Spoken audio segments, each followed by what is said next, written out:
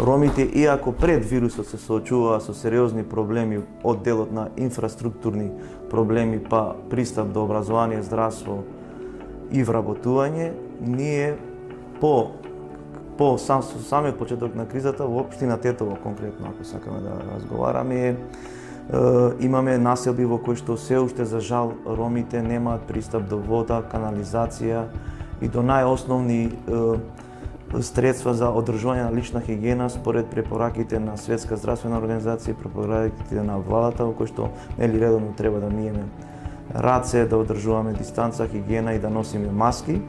Станува збор за две сериозни населби, тоа е 29 ноември, тоа е точно на индустријската улица на Тетово.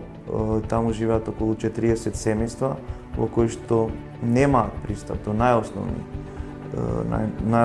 услови. Ние веќе сме во преговори со општината многу одамна, меѓутоа сега веќе нешто конкретно. Општината веќе одели од својот буџет 10 милиони денари за инвестиција во оваа населба за годишна програма 2020, меѓутоа и ние исто така со нашата програма од Ромактет, која е финансирана од Советот на Европа и Европската Унија и се имплементира во земјите на Западен Балкан и Турција, а ние како национална контакт точка, како организација, ја имплементираме во 12 општини веќе 2 години.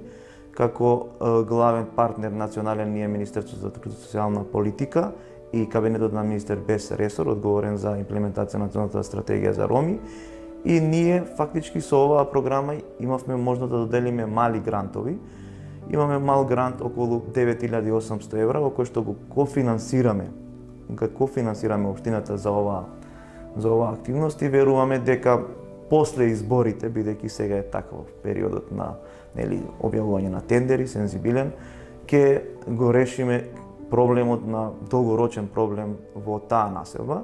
Имено исто така постои уште една населба ваква, тоа е населбата на улица 146, тоа се наоѓа точно над Арабати, Баба Теке, така се викаше тоа место, над Текето. Таму па луѓето за да користат вода, користат од самиот базен, има базен и од базентот преку пумпи добиваат вода која што не е хигиенска.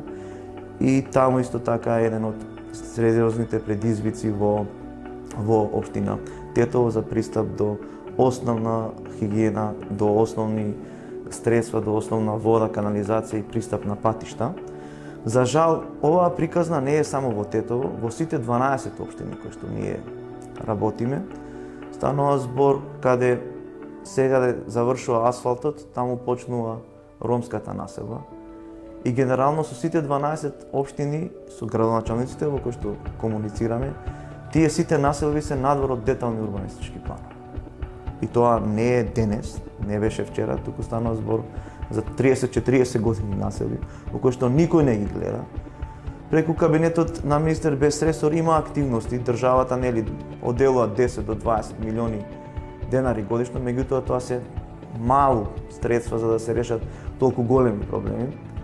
Од другата страна, па општините исто имаат лимитиран буџет за решавање на вакви инфраструктурни проблеми. Сепак, сметаме дека е многу важно политичката волја на самата држава да го реши еднаш за секогаш овој проблем и да немаме такви населби. Едно од условите за да се реши проблемот околу инфраструктура и домување во ромските средини во овие 12 општини се итно донесување на детални урбанистички планови. Доколку тие општини останат без детални урбанистички планови, многу лесно е тие делови од ромски народ, многу лесно е на општината да каже немаме таму пристап на вода, тие надвор од детален урбанистички план.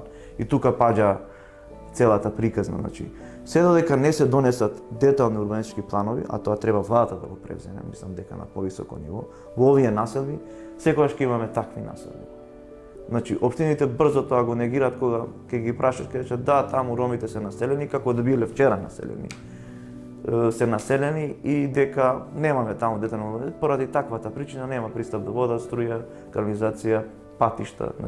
Станува збор за населби од 30 години. Не збориме ние дека тоа вчера се десила таквата населба.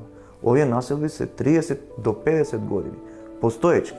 И секогаш таму единствен проблем е немаме детален урбанистички план за населбата. и се избегнува одговорност.